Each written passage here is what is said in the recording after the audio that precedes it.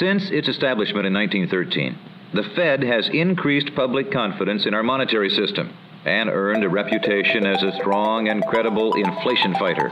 In the area of electronic banking, the Federal Reserve plays a leading role in bringing the benefits of a faster, more efficient, and secure payments mechanism to the economy.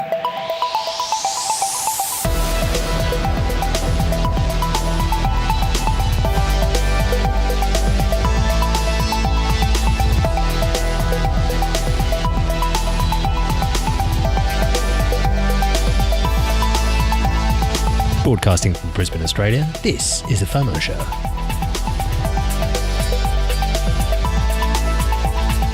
I'm Matt. And I'm Joe.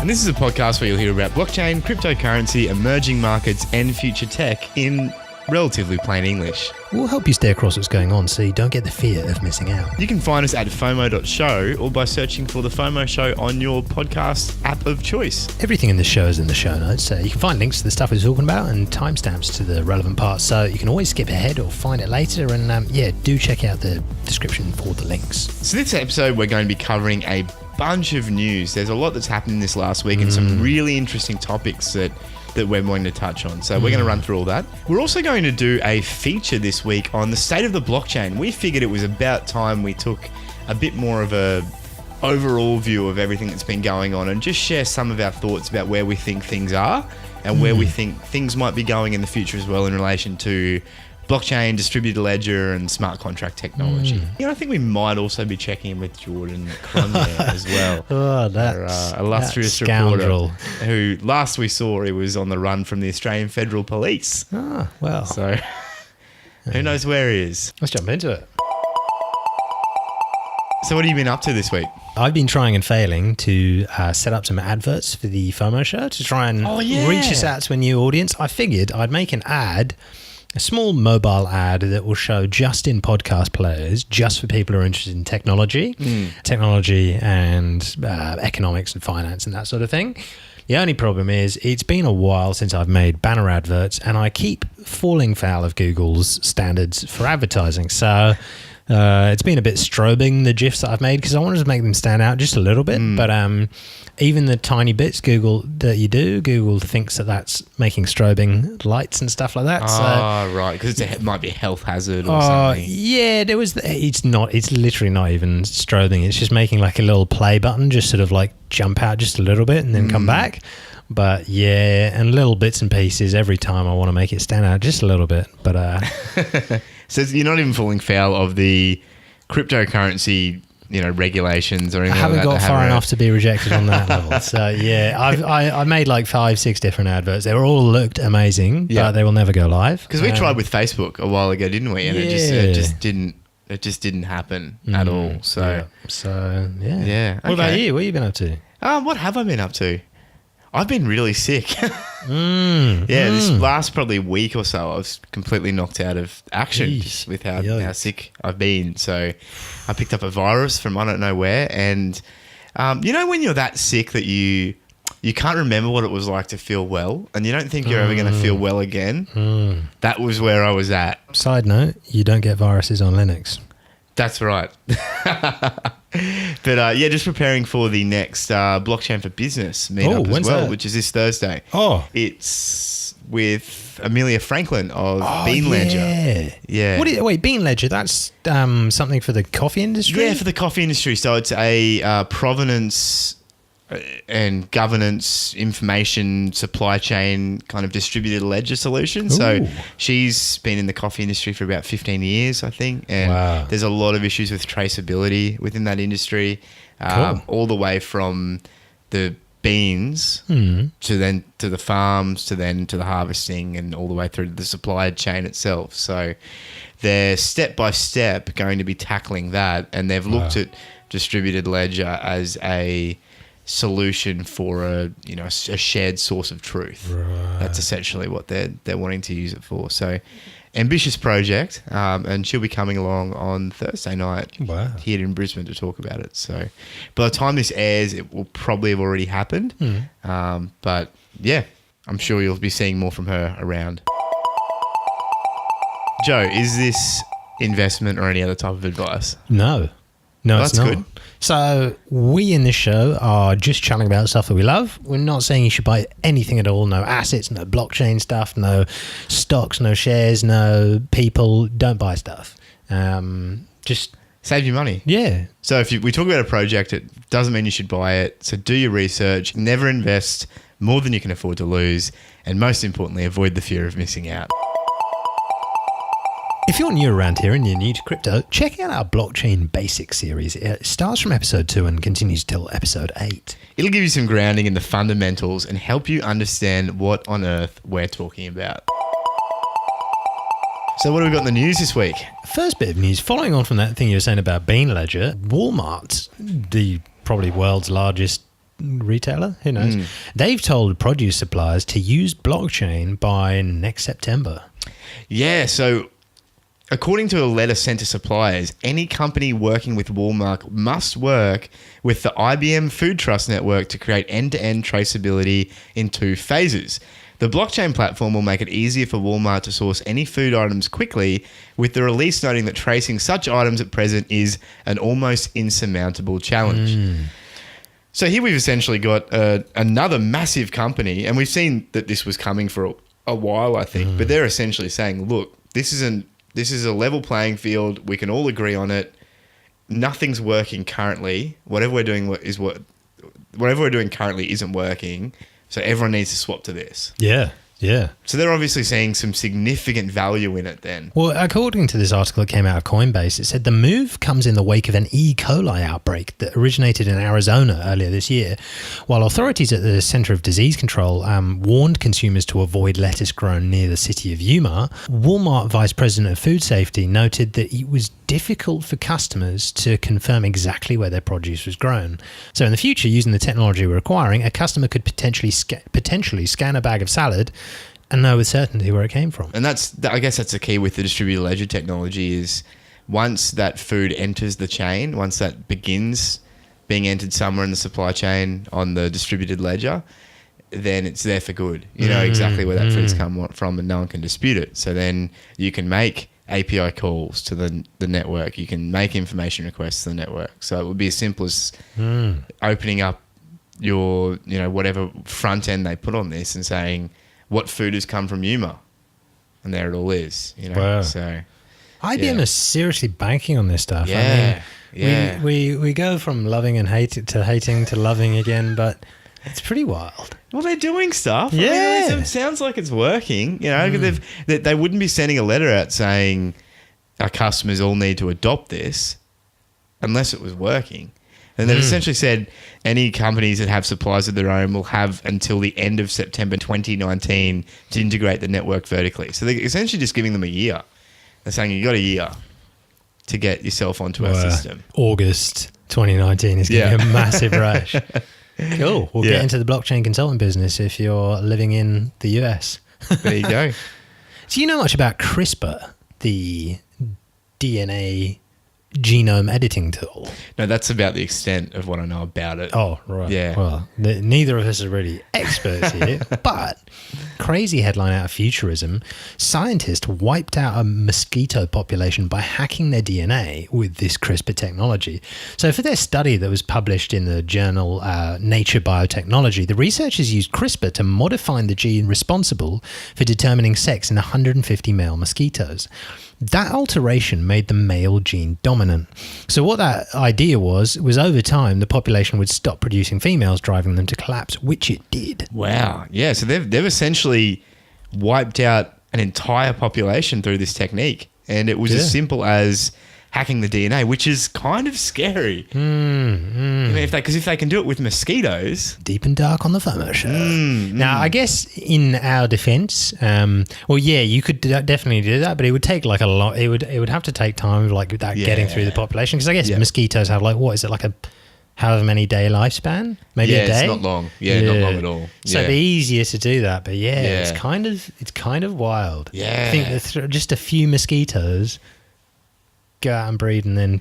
It's such an interesting application because I can see something similar happening in, say, the agricultural industry with a lot of the bugs that farmers are currently... Because the reason why we have to spread so much chemicals on the crops at the moment is because these bugs are so hard to kill and all they do is just eat the food. And the thing is, so most of them are introduced. They're not even native to Australia. Oh, okay, right. So they're introduced. They're very destructive on the environment. And so... I obviously think that there would be certain chemical companies that would not want this to happen. But if we're then to say, well, we're going to attack Heliophis bugs, for example, which is one of the bugs that affect a lot of vegetables here in this part of Australia, they could effectively say we're going to introduce the same thing with them. And all of a sudden, we wouldn't have to spray our crops with anywhere near as many pesticides. So I guess the question needs to be, the law needs to ensure that it only targets things that are non-native to a country, for example, or certain emergencies? Yeah, because the other issue is even for things that are not native, some of them are so integrated into the food chain now that to take them completely out would be really destructive. There's like a whole knock-on effect because then there's a whole bunch of stuff that's not getting its food. That's right. You know, then things that feed on that, and so you'd have to be very careful. Consequences are unknown. Yeah. So next bit of news: 70% of the small cat cryptocurrency tokens are now worth less than what the ICO raised in the first place. Are you surprised? Not at all.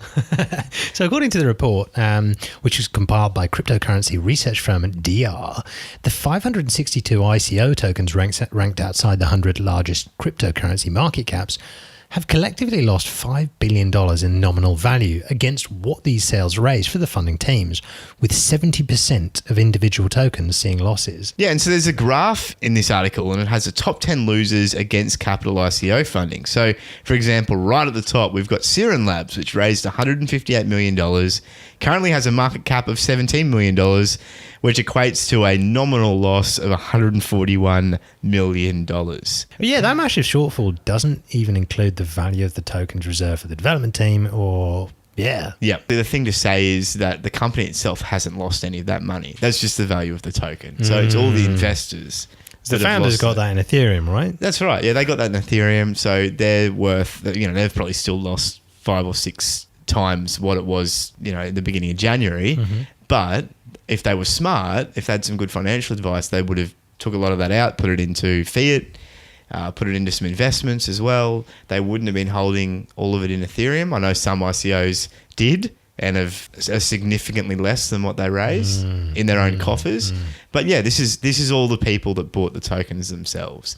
And I guess it just goes to show that tokens really, unless they're tied to equity in the company and return and entitlement to some of those profits from the company or the value that was raised, there's no real inherent value with these things.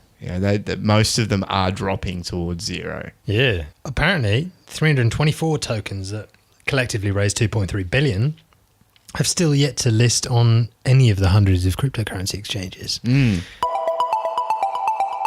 So next bit of news, 2 of blockchain's biggest consortiums have just joined forces. So this is out of CoinDesk, and it announced Monday the Hyperledger project and the Enterprise Ethereum Alliance, and we've talked about both of these on the show before, have agreed to collaborate on bringing common standards to the blockchain space and cross-pollinate a wider open source community. So the article was saying that this joining of forces is notable as both organizations represent 2 of the 3 largest and arguably most influential enterprise blockchain communities, the third being the R3 Corda ecosystem.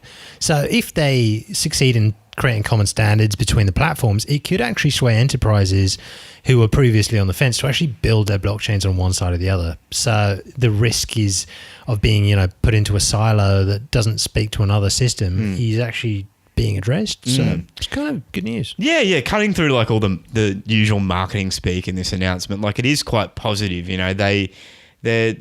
This is something that happens as industries mature. People start to build standards and start to agree on certain ways they should do things across the board, because while these alliances or organizations may be in competition at face value, it's in both organizations' best interest to come up with some common ground so that they all may have some big clients, and if they've got these common standards, then they can start developing applications and projects that will play nice with each project. And look, Hyperledger and I think the Enterprise Ethereum Alliance as well, they're using more and more of each other's tech in some of the projects that they're building as well too. So yeah, I think it's good. I think more collaboration is good. I think the quicker that we can come up with some real standards, that'll be great. It just remains to be seen whether Ethereum or Hyperledger will remain relevant in the long-term enterprise sphere. But it's good news. So next bit of news, Coinbase has introduced a way of reducing users' stuck Bitcoin transactions. So there's a lot of sort of technology that they go through in their blog to discuss this, but essentially Coinbase make a more profitable transaction available to miners, but the structure of their own transaction requires the miners to also pick up some less profitable transactions in order to get that more profitable one through. So it's like dangling a carrot and then pushing through a bunch of like smaller transactions as sort of child transactions. Yeah, okay. So it's using some like clever, there's a bunch of maths behind it in the blog, but it's kind of interesting. So yeah, they say that if a customer's transaction happens to be stuck pending for at least 4 blocks, so what's that, 40 minutes or so, they'll broadcast and pay for a child transaction at a sufficient fee rate in order to rescue the parent. I'd love to see how they do that, technically. Mate. That'd be really interesting to see how they like tell the miners that to send this transaction through, you also have to send these other transactions through. It's really interesting. Worth checking out the blog post. There's some, fortunately for me, there were diagrams because I don't do well with long descriptions with maths. It's really interesting. Yeah, definitely worth having a read through it when you get the chance. It's really interesting the way that some of these big exchanges are coming up with creative ways to take their own centralized service and make sure it's pretty seamless on a decentralized system. Because they've just automated this whole thing. Like no need for stuff by the user. And yeah, it's all about like for user experience, it's a good move. Yeah. And look, the better we can make our on-ramps and off-ramps, the better it is for everyone. I'm all for it. So next bit of news, Queensland blockchain startup TravelbyBit has just won a $3.5 million investment from global cryptocurrency exchange Binance. This is huge news. Yeah. So TravelbyBit, if you're not familiar with it, they're a Brisbane-based startup. TravelbyBit runs on a platform called Living Room Satoshi, which is, we've talked about it on the show before. Living Room Satoshi was designed to essentially let you pay your bills with crypto. So the technology's there to handle payments. TravelbyBit came along and said, well, can we take that technology and can we build a platform that will allow merchants to take crypto, and we just make sure the merchants get paid in fiat if they want it, or they can keep the crypto if they want to keep the crypto as well. And so they designed a system, and they've been going into stores now, giving them like an iPad and saying, here's the iPad, here's the interface. If someone wants to pay with Bitcoin, you just press the Bitcoin button and put in the amount, and it comes up with a QR code. And all you do on your phone is just scan that QR code, and the payment just goes through. Wow. It's as simple as that. And so they essentially take the equipment in, onboard the merchant, train the merchant in how to do it, and then the merchant's able to say, we take crypto, and TravelbyBit puts it on their website. And their big marketing ploy has been that they are a way for you to come to Australia on a holiday and spend your money traveling. So literally travel by Bitcoin. That's why it was called TravelbyBit. But I may be overstating it, but I know there's a lot of stores on board now. They've really focused on like grassroots, going to smaller businesses, equipping them to take crypto, and it's been amazing. You can nearly get anything here in crypto in Brisbane now. So it's big news that they've got Binance on board, which is the biggest exchange in the world. Yeah, essentially empowering them, giving them money to take this model that they've built here, and they've tested it for nearly a year now, and they're saying, we want you to make it way bigger. We want you to roll it out to a whole bunch of other places. Here's a bunch of money. Now you can buy whatever equipment you need. You can put on some more staff, and I think it's brilliant because these guys have proven that they're willing to do the hard yards. I know that the last 9 months for them hasn't been as easy because the market's been down, and now, the biggest exchange in the world has seen them and wants to empower them. So that's fantastic. Yeah, huge shout out to those guys. They really, I love it. I love that I'm just able to go into a store and pay with crypto. Yeah, and there aren't many places in the world that you can really do that in a lot of places. So, yeah, we're just lucky that we live in sort of an exciting place for cryptocurrency. Yeah, and if you do live somewhere that lets you pay with crypto, like make a point of searching them out and going and doing it, because the merchants just want to know that they're only going to do something if people use it. And if you don't use it, you're most likely going to lose it. So yeah, just seek them out, go in, say, hey, thank you so much for going to the effort to letting me pay in crypto. And yeah, I always try and, as much as I can, search them out and use them, because it's great. This looks awesome. Starting in 2019, Iridium satellites will make Iridium IoT services available with Amazon's Web Services IoT. So in a first for the satellite industry, AWS IoT will create a simplified process for companies to integrate their Iridium satellite suite and increase speed for them to market. They're going to do that through the use of satellites. It's pretty exciting. So their Iridium satellites aren't really cheap to use, but they've got their own satellite array like all around the world. Yeah. If you want to buy a satellite phone, chances are it's an Iridium satellite phone. So it's its own proprietary network. Right. So they own the satellites. They own a lot of the hardware that comes with it. So building stuff that works with it is sort of permission based. Yeah. So working with Amazon for this, it's just bringing the power of Amazon to all those satellite-based services. Wow. So if you're a town in, say, Africa, and you want to put in a solar farm to power the surrounding area, like if you need some internet functionality, like some IoT functionality, you could just point it at the sky and hook up to their network. Yeah, absolutely. Wow. So there's so much potential with this. There could be a bunch of different uses for this. Yeah. Governmental being only one of them. But it's pretty interesting stuff. And SpaceX have been launching a lot of these Iridium satellites as well, haven't they? It says here that it's a 3 billion network, and SpaceX are about to do the 8th and final launch for the satellites. Wow. I'm not as optimistic as some about satellites, simply because I've experienced satellite internet before back in the day, but I'm told it's a lot better now, and the satellites they're using now are also in like a lot lower orbit or something, so they're a lot closer to the Earth, and the latency isn't as bad. Well, apparently Iridium have 630,000 active devices on their IoT network. Wow. So their annual growth rate compounded has been approximately 19% over the last 3 years. Wow.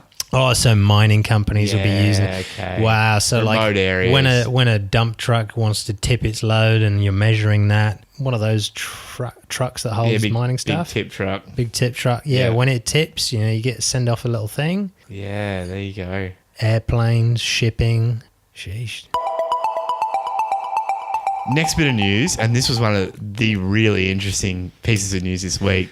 China hacked top US companies with a computer chip. So Supermicro motherboards used by Apple, Amazon, and other big companies contain Chinese spy chips, according to a recent report out of Bloomberg. According to unnamed officials familiar with the investigation, the primary role was to open doors that other attackers could go through. So this article is claiming that Chinese military officials went in and basically adjusted the design by putting a tiny little chip about the size of, smaller than a grain of rice into the board, which was different to how the chip was designed.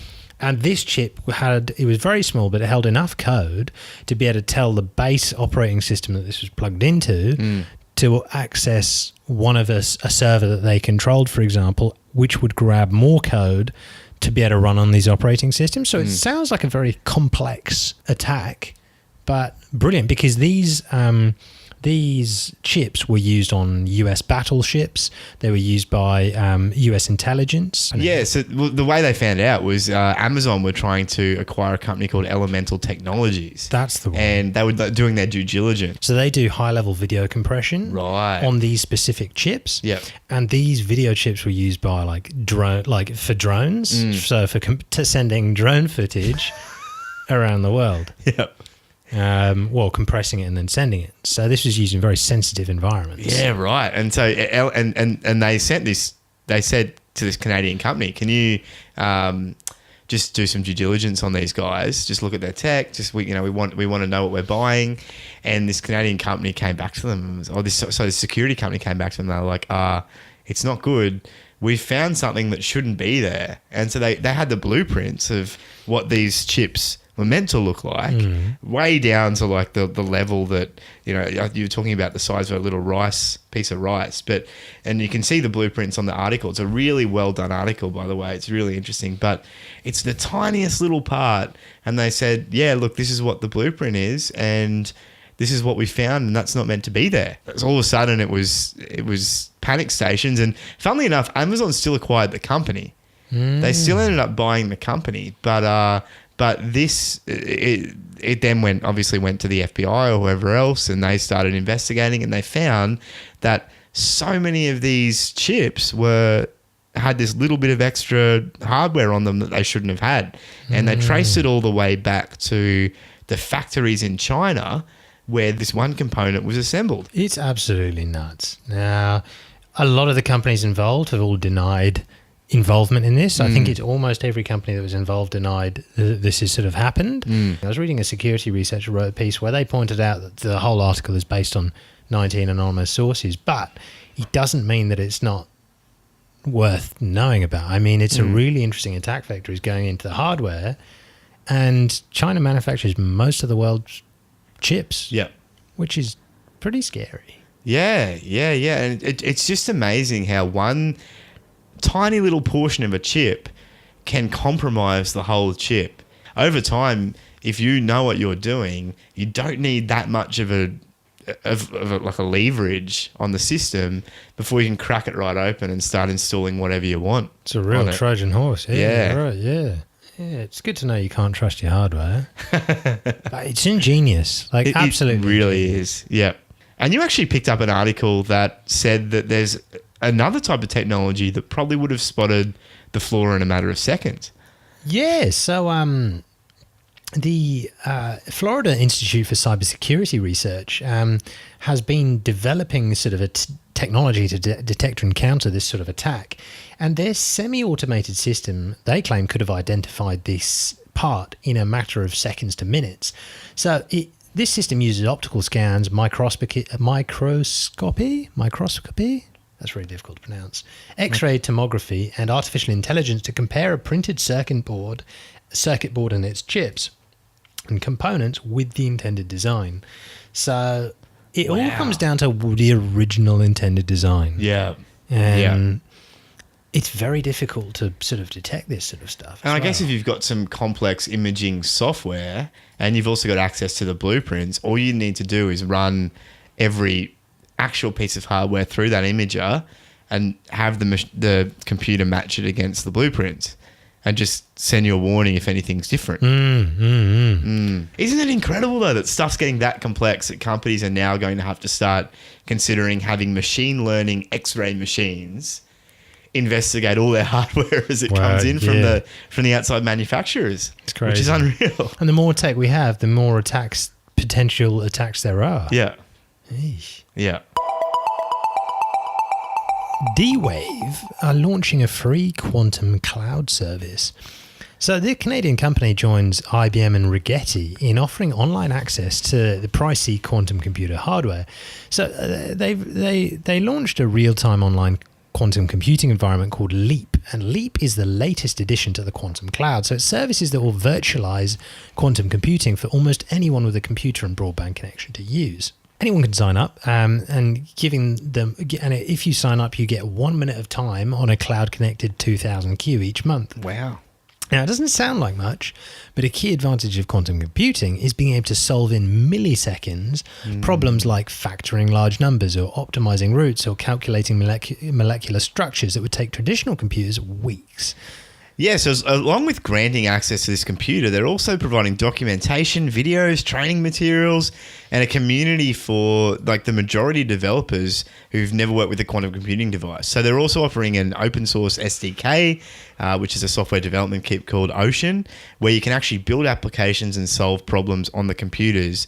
And you're also able to swap any hints about codes that you create. So they're essentially giving people all the tools to be able to use this in a meaningful way as well. And they've said that there's an expectation that any software you develop using the open source ocean and the free access is contributed back to the community. Wow. It's all about bringing a large developer community together and letting them shape a support network among themselves. And this is big because, like you said, you don't need long. You could potentially just write programs that just query it once, and you may only need a millisecond of time or 2 milliseconds of time. But quantum computing has been out of the reach of pretty much everyone for a long time because it's so darn expensive to build one of these quantum computers and keep it running. So there'll be some very excited people out there at that news. I just wonder how long it's going to take for someone to break encryption. Nothing to fear.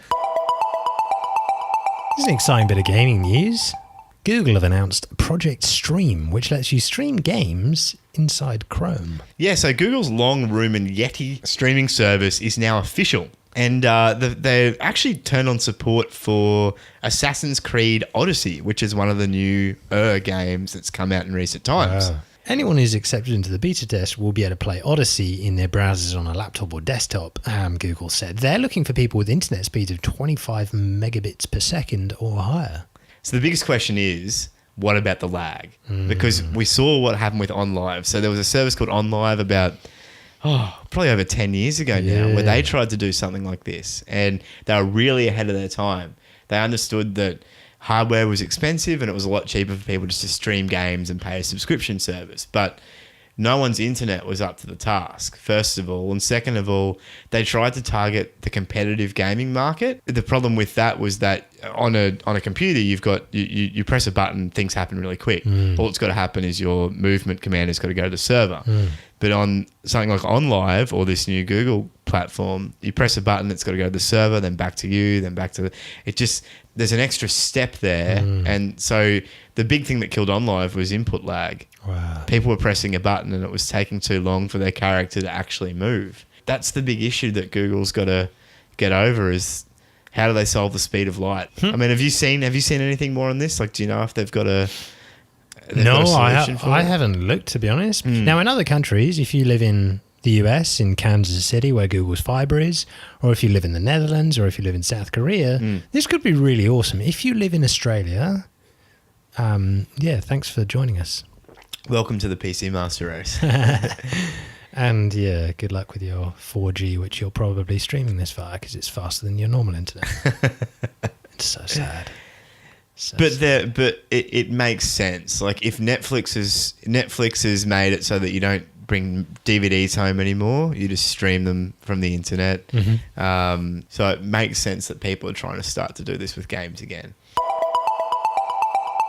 So we're going to do a little feature before our main feature on future transport. So there's been a bunch of future transport news that's come out recently, and we just wanted to highlight where some of this is going because it's really interesting. Well, the first is a concept of a tractor from 2040, 2040 that is. And it's on a blog called Yanko Design, which is a great blog if you want to see cool design concepts of random products and stuff. It's worth following if you just like that sort of thing. But it's a concept of this autonomous tractor, and it was designed as part of this design challenge. And the vision was the year 2040, and it's a clean, mean-looking tractor that has enormous amounts of torque.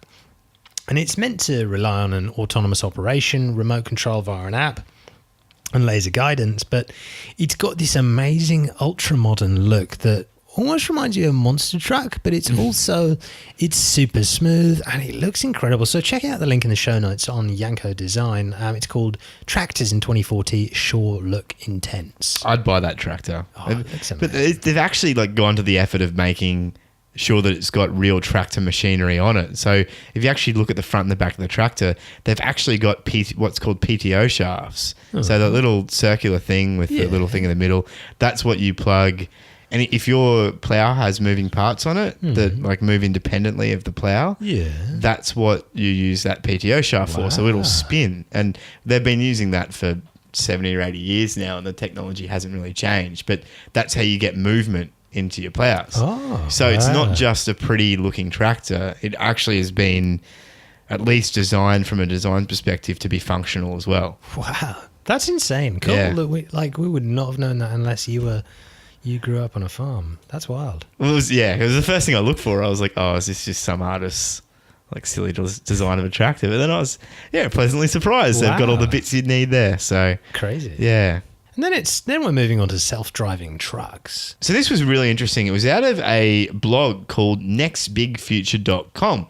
And it's talking about how self-driving trucks will cut logistics costs in halves and boost GDP. And it said the digitization and automation of processes and delivery by vehicles will reduce logistics costs for standardized transport by up to 47% by 2030. And that's come out of a recent study by PwC's strategy and consultancy arm. Now, the Global Truck Study 2018 has found that 80% of these savings will be attributable to the reduction of personnel in the transport and logistics industry. So this is saying laying people off and turning things autonomous. In addition, there'll be enormous increases in efficiency. Autonomous lorries, for example, will be able to travel 78% of the time from 2030 onwards. And that'll be because there's no brakes for drivers or idling or anything like that. They'll just be able to go and go and go and go and go, stopping in for maintenance every now and then, I guess. So they project sort of how things go right now. So they're saying current technology, then by 2020, 5% extra, efficiencies and, logistics and drone automated inventory and sort of electric vans coming in, and then talking about 2025, automating a lot of things, and then by 2030, sort of shifting everything towards autonomous is kind of interesting. And they're saying this will have a knock-on effect on GDP. Yeah, and it's almost exponential when you look at the amount they're saying it will affect it. They've got 5%, then 20%, then 47% in the space of 10 years. So it's really looking like that they're thinking it's going to ramp up really quickly. So yeah, they're saying that the first thing they need to do is cut down on the fuel cost, because internal combustion engine accounts for 97% of the market. So new engine types will drop that down, and then after fuel, the next biggest cost is the driver, and then Well, I guess, that's one of the biggest ones, isn't it? The fact that you don't actually have to have a driver, because so much of these logistics companies is actually just centered around managing drivers. They're essentially saying that if you cut that out and the truck is just operating autonomously and it's really only coming in to recharge its batteries or something, the rest of the time it can just be running all the time and just doing whatever the system needs it to do, which may mean you need less trucks. Well, it would mean you need less trucks as well.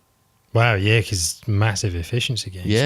Yeah, or you can do more, either or. The highways are going to be a strange place in 10 years. Yeah. If you ever come to Australia and drive on our roads, you'll welcome the advent of autonomous cars pretty heavily, because there's just a lot of bad drivers here, especially on the highways. Like the highways, I think, is probably where not only is it going to make traffic flow a lot better and make things a lot less congested, but I think it's just going to be a lot safer too. There's a lot of accidents on our highways. So if you even just syncing up a bunch of cars at a traffic light to all just start at the same time, even if they're human powered, but when you get to traffic lights, machines take over. Yep. If everybody leaves the traffic light on green, we all start accelerating. Yep. And then, imagine that. That would just be incredible. That'd be amazing. Well, you may not even need traffic lights then. So cyclists will actually be terrorists. Because everything will stop when bikes come through. That. What's going to happen to the cyclists? They're not going to be able to ride on the road. Then there's another cool concept that came out of Volvo. They introduced Vera, which is it's an autonomous truck. It's designed for sort of ports and like sort of closed sort of areas where there's highly repetitive short distance flows. But it's basically a truck without the entire top cab.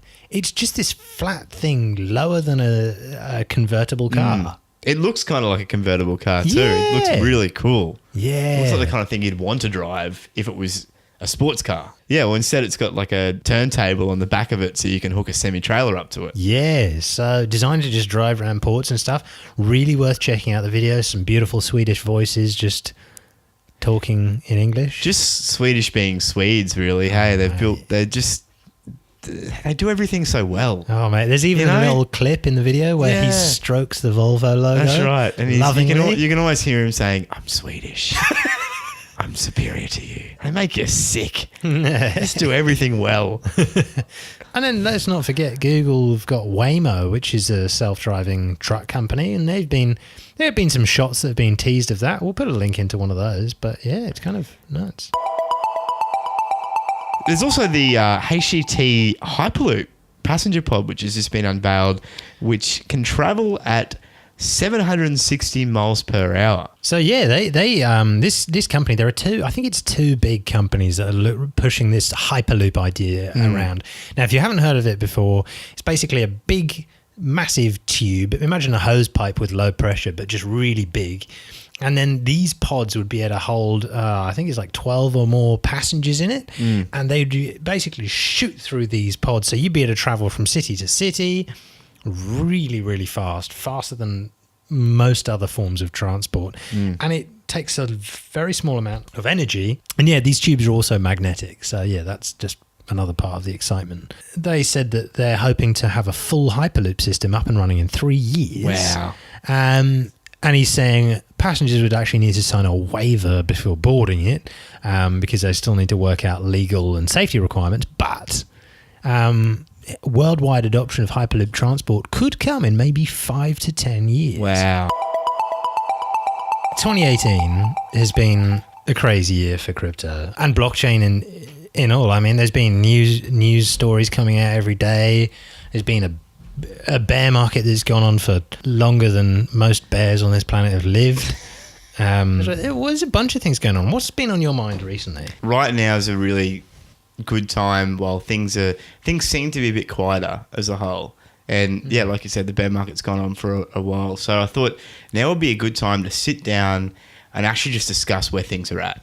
So what's been happening in the blockchain space with the technology and distributed ledger, smart contracts, all that kind of stuff for the last 10 or 12 or so months, and discuss a bit of that and then think about where things are going to be going as well in the future, because this market could shift at any time. There could be some great new announcements at any time. One of the big things is there's some platforms that are really beginning to build steam. I know that as much as some people are maligning EOS, they seem to be building more each day. Cardano are doing similar. I know that there's a few other platforms out there that like VeChain and a few others that are doing a lot of building. We were just looking at the OpenLaw webpage, which is built on Ethereum, and they've made some big strides. And projects like 0x, which are decentralized exchanges, have come a long way as well. So we're just going to run through some topics for this feature, and we're just going to have a pretty wide-ranging discussion about where things are at. So yeah, just sit back and enjoy the ride, I think. Now, before we jump into it, can I just reiterate, we've made this point episode after episode, and the user experience for crypto is just horrific. I mean, nowhere else, no other payment mechanism is this convoluted and confusing to newcomers. Yeah, we were even talking before about a donate button for the podcast. We were still saying you need to have the full however many characters address to be able to donate to, and you need to copy that to clipboard, and then there's not that turnkey solution yet like a PayPal or a Stripe, which will have add a bit more convenience to the process. I think it's got a long way to go. I know you've had a lot of issues with the user experience for a fair while now. I complain a lot, so yeah, that's fair. But what are some of the things that really frustrate you, and then what do you think are the lowest hanging fruits that we can do better on? Basic user interfaces for things like wallets. I mean, you open a wallet. For somebody who's new to the whole thing, things need to be much, much simpler. And a lot of that's down to just like when you hover over a word within a wallet, it needs to tell you what that means. So a transaction where you just go, the address that you're sending it to, how much you're sending it, and label. Now, often it will just say address, amount, label. You actually, to people who are new to cryptocurrency, they have no idea that you can send a label with a transaction.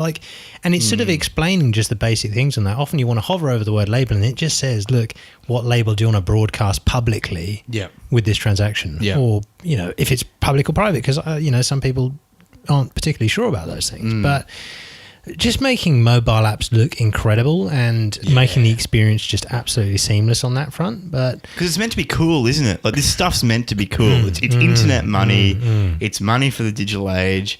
It's like pretty punk, like it's pretty, we're sticking it to the system. You should download a wallet and it should look sexy. It should look sexy and you should feel like you're in the 21st century. Not like you're on Microsoft DOS. 100%. How things look, as far as a user's concerned, that's how it is. Yeah.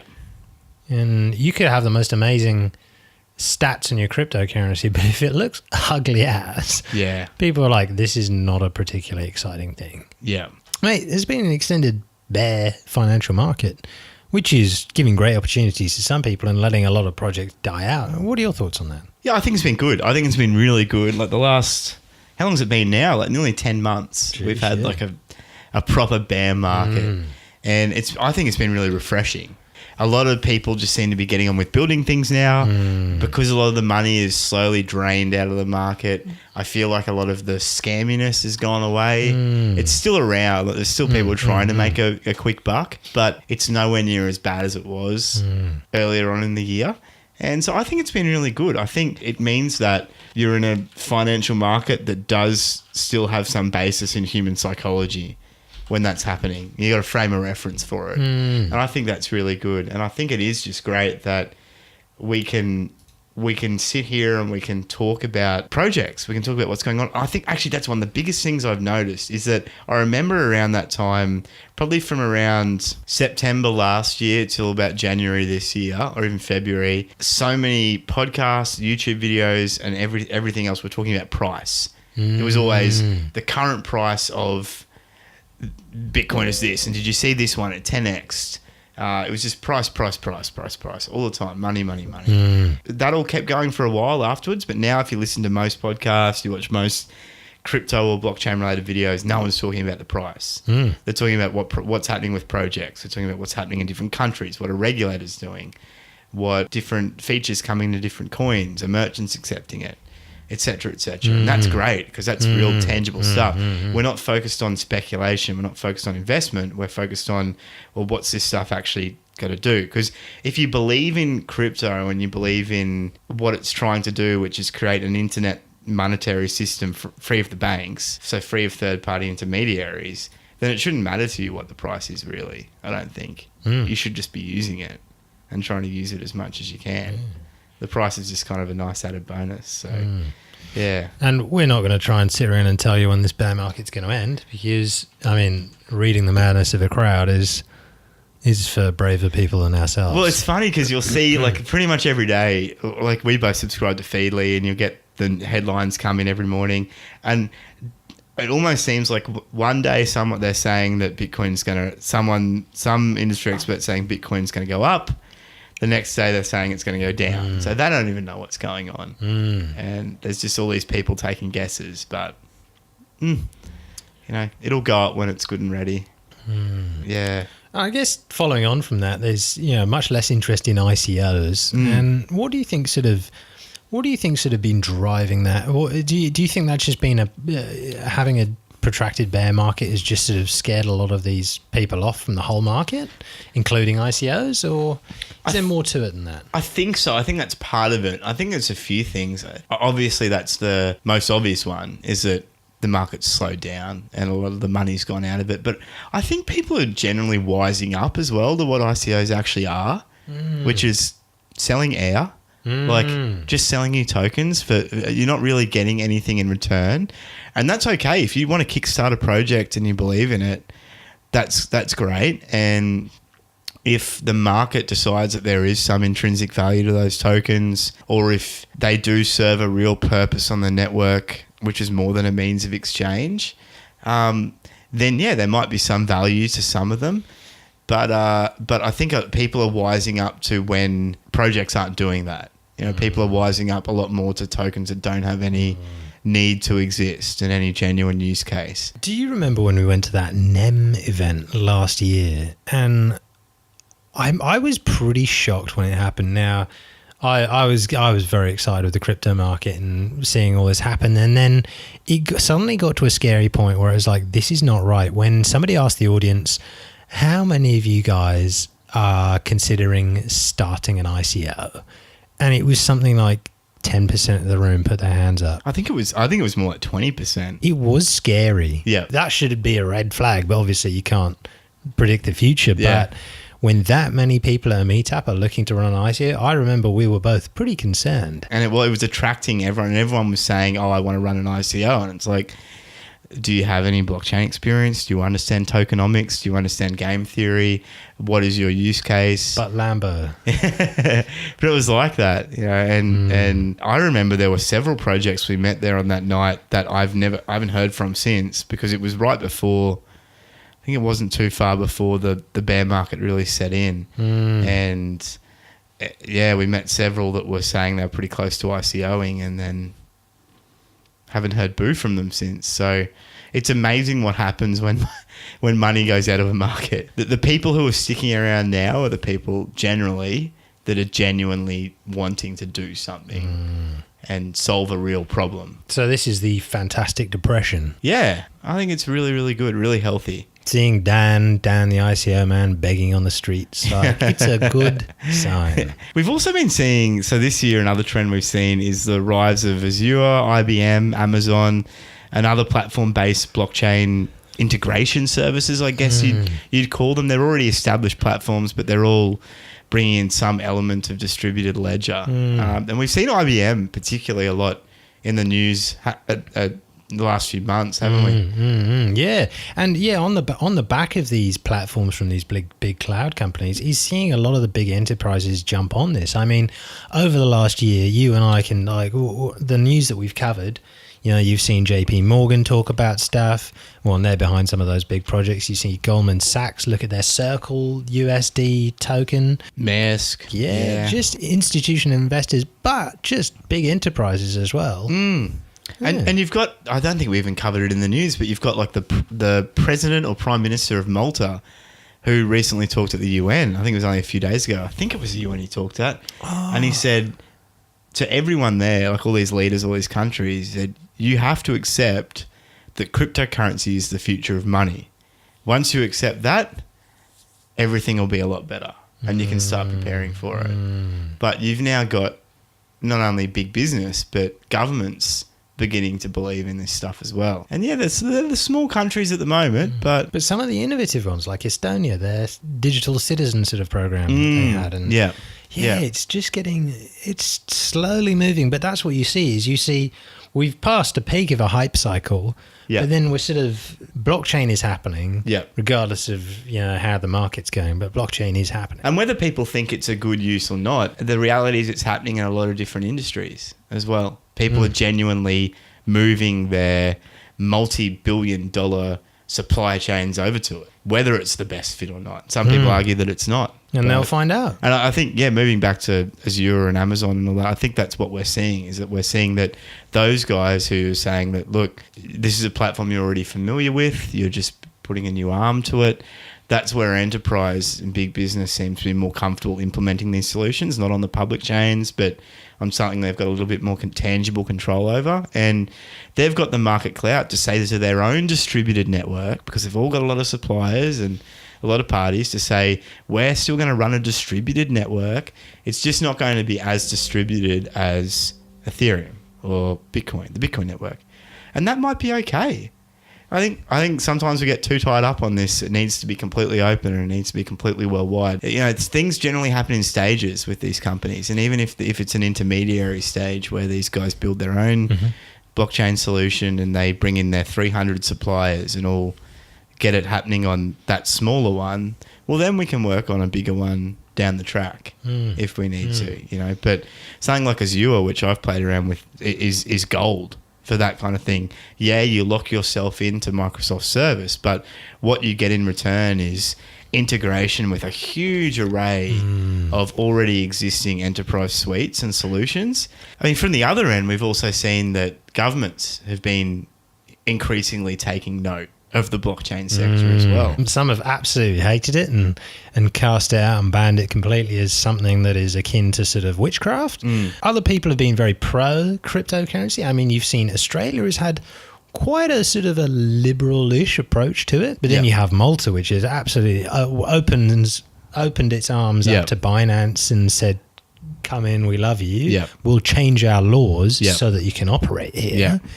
Which was crazy, and they'd left Singapore or Hong Kong or somewhere else. I think they were in Japan or something there. And Malta's a really interesting one because more and more people are talking about it now as well. Like more and more crypto projects are saying, "Well, we need to be in Malta." Why should we even base ourselves anywhere else? Because they're so friendly. Yeah, like Gibraltar is for casinos. Yeah, Malta is going to be for crypto. And they've made a really whoever decided that in the cabinet is a genius, because they're quickly establishing themselves as a hub, as a place that most people want to base themselves out of. Because if you register yourself there, all of a sudden you can be fully compliant with a statutory regime, but it's also really friendly. And that's going to attract IBM to there, so that they can get the first pick on investments. You can see investment companies move there, so they have an office there, so they have people there. Governments for the longest time had an issue with it because it's directly attacking the monetary supply. It's part of the issue. It's taking away credibility from the sovereign currency. I think once these governments are starting to realise that a global financial network makes sense, and if they are early actors or adopters in that global financial network, it will actually give them a huge leg up, because it will mean there's a lot of money coming in and a lot of investment coming in for a lot of those projects. And so if they can hold themselves out to be quite friendly towards that stuff, there could be some big advantages economically. From the other perspective too, we're seeing more and more well thought out regulation around this stuff. Like governments are finally getting a handle on what the technology does and what it doesn't do. And they're beginning to bring some more regulation that actually makes sense out around this stuff. What sort of stuff sticks out to you on that topic? So, I mean, obviously I'm biased because I keep a track of mainly of Australian regulation, but ASIC recently, so Australian Securities Investment Commission, they brought out guidance recently on ICOs. And reading through their guidance, it was really well thought out. And they basically said, look, here's the definition of several different types of financial products. And this is what they mean, and this is how they might apply to the ICO space. But here's also a definition of misleading and deceptive conduct. And they said this is mainly what we look for. They said if you avoid this, you're going to have a lot better time, and we'll probably be able to work with you to get through everything else. If you need to be a security, we'll be able to work with you to get to that stage. We're fine with that. And I was reading it. I went into it feeling really skeptical because I'd seen the tax office, on the other hand, hasn't given very good advice. Yeah. But the more and more I was reading through it, the more I nodded. I was like, no, this is pretty good. Like, this is pretty good guidance. I mean, on top of that, you've even seen it like a few different countries around the world. We've seen this discussed having national cryptocurrencies. Yeah. So sort of centrally controlled by their bank. However, so they still have the power over the money supply. But yeah, so with Venezuela and their petro, I think I saw a piece the other day that was saying that Venezuela want their citizens to pay for passports using petro. However, the amount to pay for a passport is about 2 months' worth of wages. So it's interesting. But yeah. Because the petro was designed to revitalise their economy, wasn't it? It was kind of like they're essentially saying our currency is broken, so we're going to build a new currency. And sort of get around sanctions and all these sorts of things, like the financial attacks that they see are being aimed at their country from a very close neighbour who doesn't like them. Yeah, so you've had Venezuela, then we've had Iran. We're talking about having a national cryptocurrency. We haven't heard much. Dubai's been very involved. China as well. I spoke to some of the guys that had been on the recent trade mission from Australia to China. Yeah, they had some really interesting views on what China are doing. They said China are getting into blockchain in a huge way. Wow. They actually said they're a long way ahead of basically anywhere else that they've seen. It's just you don't hear about it because it's in China. Well, that is fair, because we covered a piece a few weeks back where it was about, they'd opened up a 1 hour program to hundreds of millions of people on their TV about blockchain and its potential. But then equally so, next door to China, we have Russia. Its whole Eurasian Economic Union. Yep. They're building blockchain products for their banks to work together, for them to, like those businesses to, for banks to operate there. Yeah. So it would be no surprise. Well, it's just if you've got an open distributed ledger that records everything, it's great for the Chinese government. I mean, you can see why they would want to get into it in such a big way, because it actually allows them more traceability, more auditability of their citizens. The only problem is transparency. Yeah. Listen, I love China.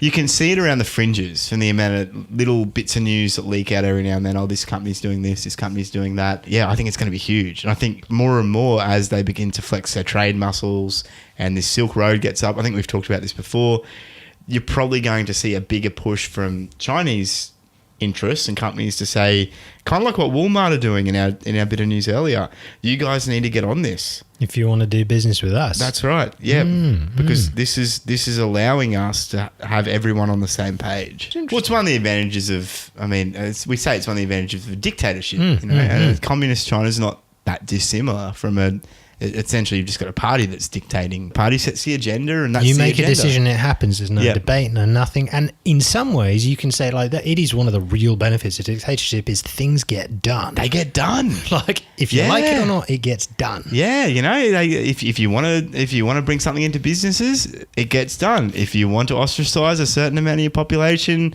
through social engineering experiments, it gets done. It's true. But I mean, conversely, in our own system, we'll debate things for a very long time, and we'll have some thorough debate and decide whether or not somebody is right to be a leader or a judge or things like that. But it takes a very long time to happen. Yeah. So, Meanwhile, they've been doing it for a year or two already, and they're moving on, you know. Laughing at us. And it sounds like from the top down, there's been a decision made that blockchain is the way forward for the country. And so they're jumping in headlong. So, yeah, that's going to be a really interesting one to watch. It's just hard to find news on China. Like, it's hard to get information out of there on a lot of this stuff. But we might even make a bit more of a focus to check in with China every couple of episodes. Check in with China on the Photo Show. And now for our check in with China episode, you know. Like, oh, man. I'm hearing predictions in your show notes that there is a coming war of smart contract platforms.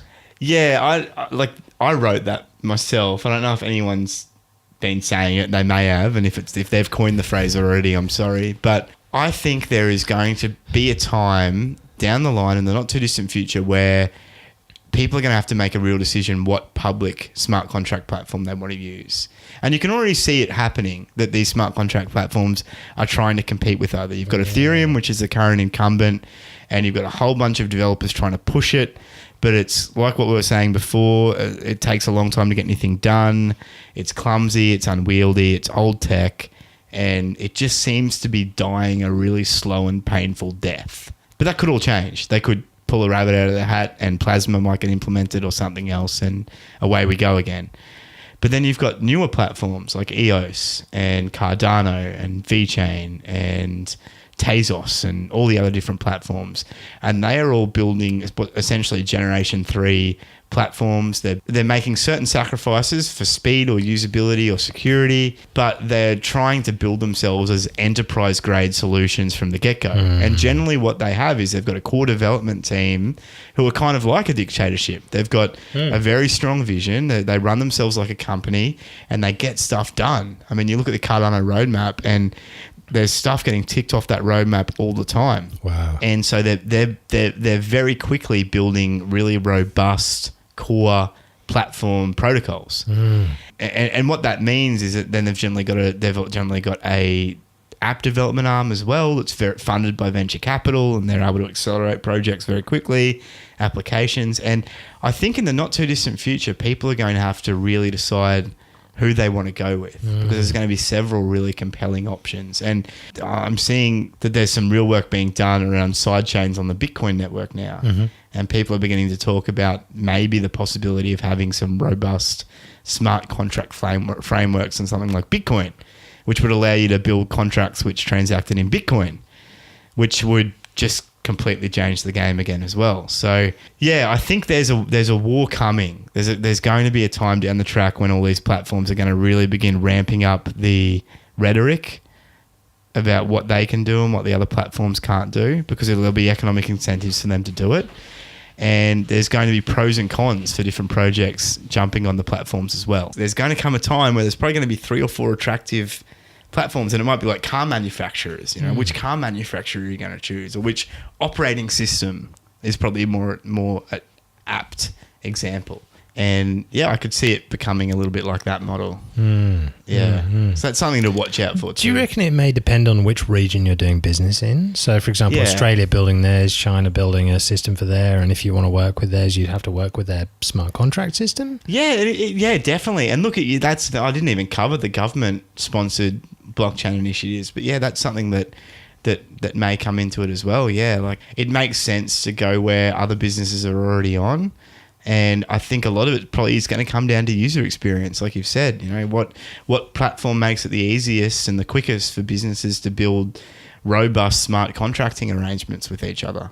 The next part I wanted to ask you about this, mate, is that we've seen a lot of projects recently who are just trying to sprinkle blockchain on a lot of things, and that's been one of the trends probably for the last 12 months. You do wonder whether people want to use the blockchain for the sake of using blockchain, whereas there's really got to be the question of, do I actually need it, or do I just need a database? Which in most cases you just need a database. I mean, when blockchain, to me at least, seems like it's most useful for things that are massive in scale, with a large number of users who need to access the same sort of data, and potentially need it all to be in the open. Not necessarily, but for things like cryptocurrencies, it makes it I don't see the value in being centrally controlled and closed down, but using a blockchain sort of makes sense there. But for sort of tracking your own company's products, if you're just making a few 1,000 products a month, then it doesn't really make. You just build an expensive database. Yeah, very expensive one. Yeah. Then it just needs to be the question is, do I need a blockchain? Maybe we need to make a quiz for the website. Should I use a blockchain? No. You're right. You need to really be asking, what am I trying to achieve here? Do I need finality in my data? Do I need that data to be stored in a manner where people can see that finality?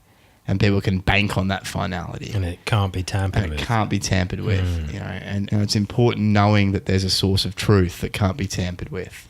And it's important to be able to then execute certain types of business logic and code and programming based on that. And that can be quite powerful. So we've got CoinMarketCap open here. We thought we might as well circle back around to the money for a little bit. We thought we'd just discuss a little bit of where the market actually is. So, Bitcoin stays well in the lead at number one. It's actually returned, it's got more market dominance than it did a few months ago too, doesn't it? It's really kind of picked up. So, I mean, where we sit right now, Bitcoin is about 52% of the market. Ethereum's about 10% of the market. Yep. Bitcoin Cash is 4.12% of the market. Litecoin, 1.56%. Ripple, 8.77% of the market. So Ripple has sort of surprised me this year, I'd say. I personally hold none of it and don't think I will. No. But still no one can explain what the Ripple token actually does, like where its value is. Because Ripple's, at least what they say is they're a settlement layer for the banks. But their proprietary technology, which is they're building that settlement layer with, is behind the scenes and it doesn't run on Ripple's coin. And so those big banks don't actually need Ripple's coin. No, they don't use Ripple. To do anything. The coin Ripple at all. So I guess it's more of a thing to trade between people who use Ripple? Yeah, I guess it's just a unit of exchange, I guess, on a stock standard blockchain, which is confusing as to why it's so big then. And then, you've got other ones such as EOS, which some people are fans of. Other people think it's a big sort of scam from a genius scammer who's still working at the project and. Oh, but he'll move any day. He'll move. Yeah. But yeah, so there's, Bitcoin and Bitcoin Cash. Those two communities sort of are constantly talking each other down. I only hear sort of the Bitcoin Cash fans shouting loud, but I mean, there are plenty of Bitcoin fans who spend all day, I'm sure, shouting about Bitcoin Cash. Yeah, I mean, Stellar has grown quite a bit in the year. Tether is still around, which is impressive. So maybe it is, an actual 1-to-1 US dollar backed stablecoin.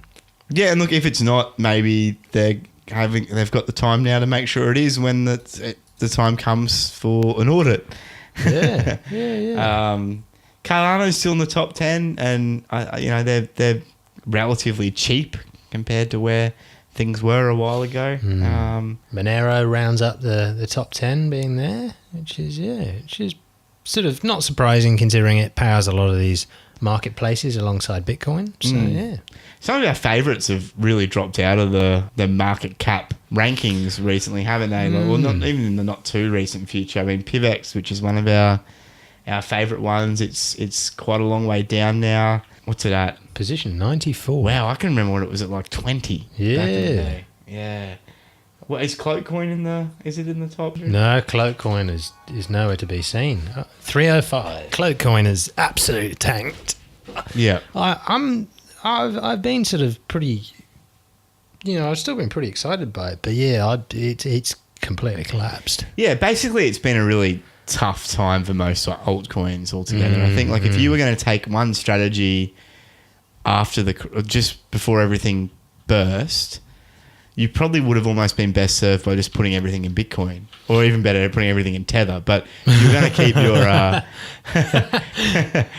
going to keep your money in crypto, Bitcoin seems to generally be the best long-term strategy overall.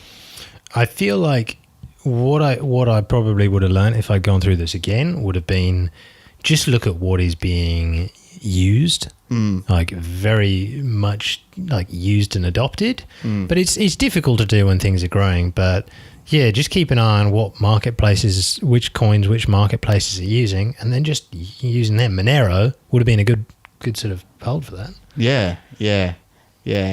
And look, Bitcoin, I mean, everything that takes crypto takes Bitcoin. Yeah. I don't know if that's going to change anytime soon. So it still is very much the gateway to everything else. And as long as it's the gateway to everything else, people are going to be buying a lot of it. Yep. Yeah. So #buy Bitcoin. Okay. So if you had to make some predictions for the next year, and these can be like hot takes, these can be, we're not going to hold you to them. Cool. Perfect. What would a few predictions for you be for the next year or so? I'm going to say slow, steady adoption, but just people just sort of buying some of the top coins up. Institutional funds, one of them in one country manages to get some regulation, puts just a tiny percent in, and we see some movement. Simultaneously, we see people see the price go up and sell. I guess my predictions would sort of be continued improvement in user experience and education, so people sort of understand how things work, but also around the world, more off-ramps, because it's very easy to buy cryptocurrency, but it's not so easy to get rid of it in a lot of countries. Yep. So that would be something I'd be interested in watching. Yep. And then just the growth in use of mobile apps for crypto stuff. It's not particularly exciting or bold, but what about yours? So in 6 months' time, Ripple soars and then it crashes really, really hard. Drops into, say, number 50 on CoinMarketCap. And all the investors are really, really upset about this. So they decide to take the remaining market cap of Ripple and they invest it into using this new quantum computer that we talked about earlier and renting this quantum computer. Yeah. There's some smart people that were Ripple fans. They put together a program to crack blockchain encryption altogether. They say if we can't have it, we're going to burn it to the ground. Yes. And so they put all the remaining market cap of Ripple into this. It's a big slush fund. Yes. They get to the last $100. Last $100, they break the encryption, break blockchain wide open. Whole market cap plummets. Bust this wide open. Goes to zero. Wow. And all of a sudden, Venezuela, who had the petro, are the only solvent blockchain left. They ride in to save the day. Yes. Petro becomes the world's new reserve currency. Yeah. The petrodollar. That's right. Displaces the US dollar. Couldn't get and Venezuela becomes the richest country in the world and look like genius. Wow. And they make all Ripple investors honorary citizens. Wow. And so Ripple gets the last laugh again. That's a beautiful vision of the future. Nicolas Maduro for world leader. Yep. You heard it here first. I'm not going to question that. That's beautiful. Look, I've been saving that one up. Call me the Oracle. But in all seriousness, I think we're going to see, like you said, slow adoption.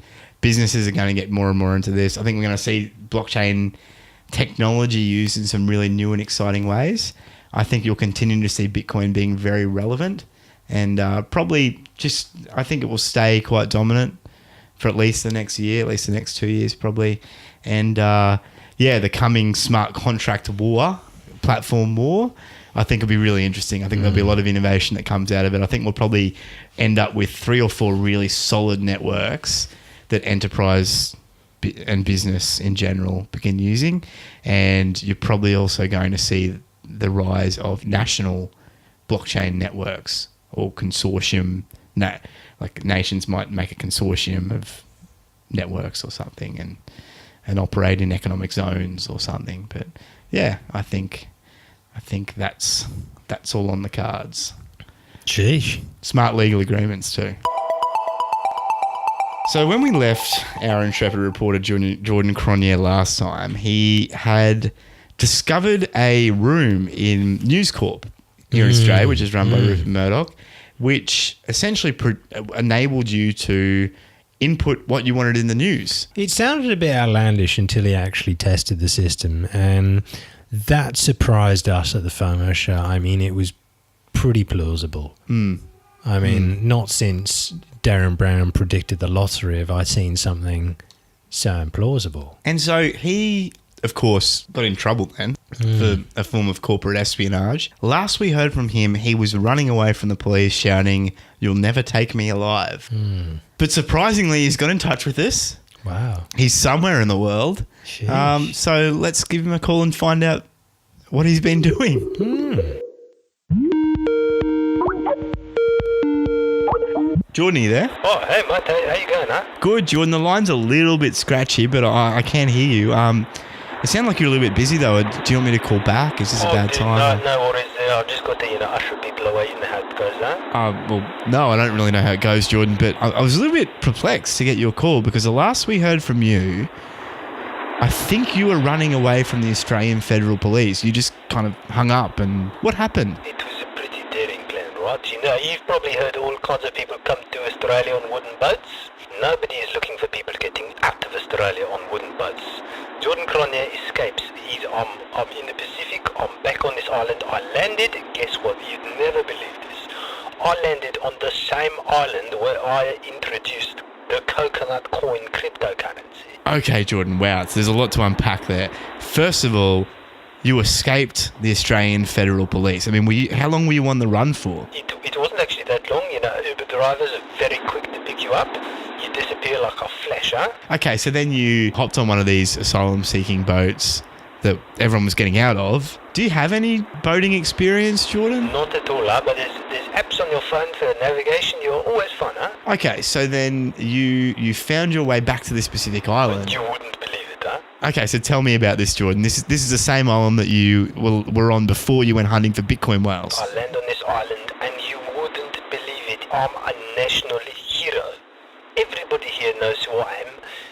They have welcomed me back as a savior, as a messiah who's returning.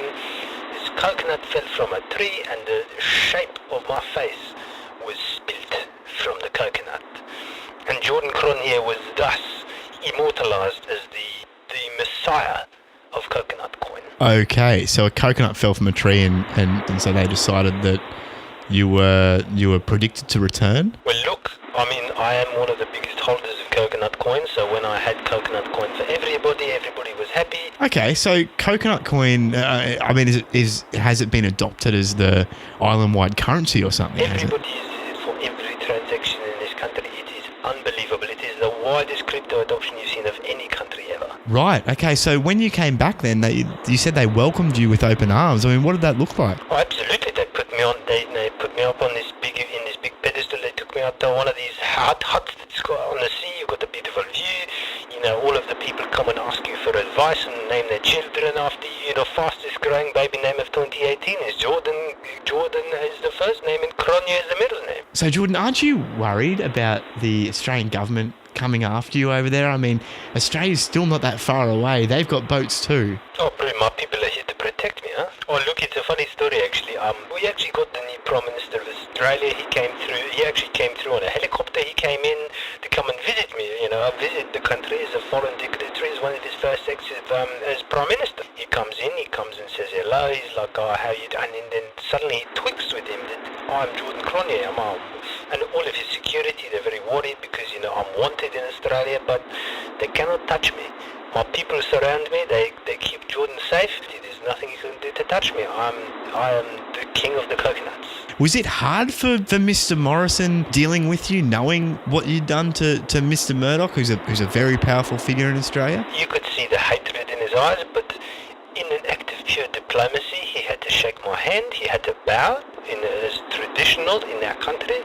And he faces me as the king and ruler that I am. That is diplomatic protocol, huh?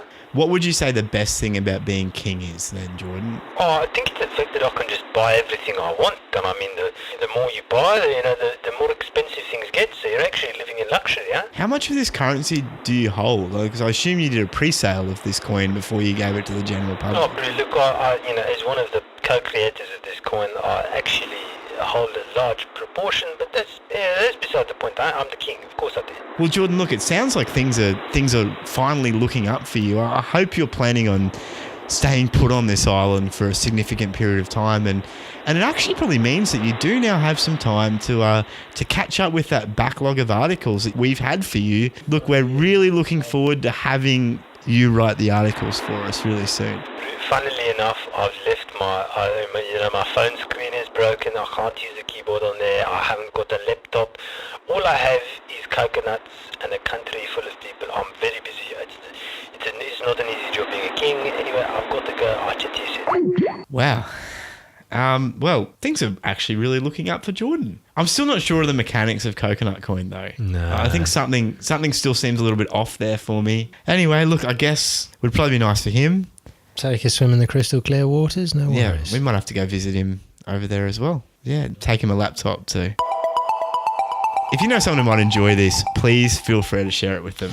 You can find us at FOMO.show. You can jump on our Telegram at FOMO.show/Telegram. Follow us on Twitter at @the_FOMO_show. You can find us on Facebook at facebook.com/The FOMO Show. And YouTube at FOMO.show/YouTube. That's it for us here at The FOMO Show. Thank you so much for joining us. If you like our show, please do feel free to subscribe in your podcast app of choice or via our YouTube channel. I'm Matt. And I'm Joe. And as always, remember, no FOMO.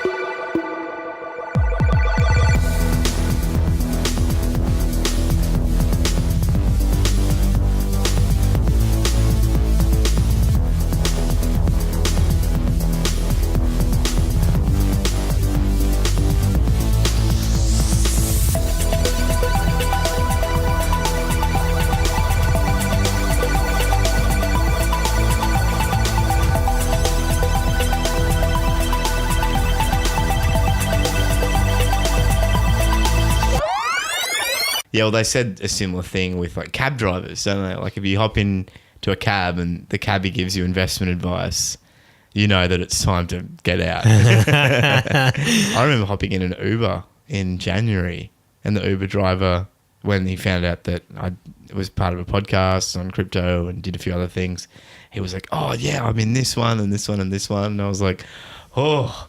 Okay, you're driving an Uber and you're telling me what to invest in. Yeah, this thing's going to pop. Okay, there should be a game. It should be, it should be crypto conference or church. All hail Jihan. Because there's so many similarities. Look. It's so true. It's like pastor or crypto shill. We're on a mission. Yes. We have a higher purpose. Yes, still can't tell. Let's bring freedom to the people. Come on, man. Give me something. We follow The book from our leader. And then it's like pre-sale in 3 months. Like, got it. Your compliance is appreciated. Get 5 citizen points. Imagine that if you had just a voice being like good citizen and bad citizen, just like everything you do. Oh, mate, that's literally like it's like the what would happen with China's system if we adopted it. It would be like, you've been a very naughty boy. But like the scale of what was good and what was bad would be completely different. Oh, you went swim with crocodiles. You've been given 50 good boy points. Great job. You've now achieved the rank national treasure. Next achievement, swimming with sharks. As long as you don't deal in absolutes, yikes. Only a Sith deals in absolutes. Ooh. Good reference. I almost know what it is. You know the Google captures where it's asking you to identify stuff to prove you're not a robot? Yep. Google asked me the other day, it goes, is this a bicycle? Now, you're training Google's machine vision to, tell if this is a bicycle or not. Yep. And one of these things was a picture of, on the road where there's a big painted bicycle image on the road. Yeah. I clicked, yes, this is a bicycle. So in the future, cars could screech to a halt when they see a bike painted on the road. So it's literally over the metaphorically dead body of some employee. So we at the FOMO Show are hearkening the coming firing of thousands of people, millions of people worldwide. And smiling and laughing about it. Jeez, we're good people. Wherever you're joining us from, pleasure to have you. Oh, mate. If you've been recently laid off, bad luck. Brutal. Why not drop into our Telegram channel and send us some hate messages? Say hello, FOMO.show/Telegram. It's an absolute pleasure having you here. We probably better do it again. No, keeping it. I automatically filter Ripple out of like, when I think of like coins. Yeah, I keep hearing people like, oh, I want to buy Ripple. And so I'm just like, what's wrong with you? Yeah. It's third in market cap. What does it do? Ripples. Where is its use? I just hold it, man, because it's banks to transfer money internationally, It's the man. bank coin, It's man. a bank. It's the bank coin. It's a one the banks are on, man. We're gonna be so wrong on it. We're just gonna be so wrong on it. Ripple's going to be Ripple will be the future, and we'll still be sitting here being like, guys, Ripple's a scam. it's all going to end in tears. It's a scam.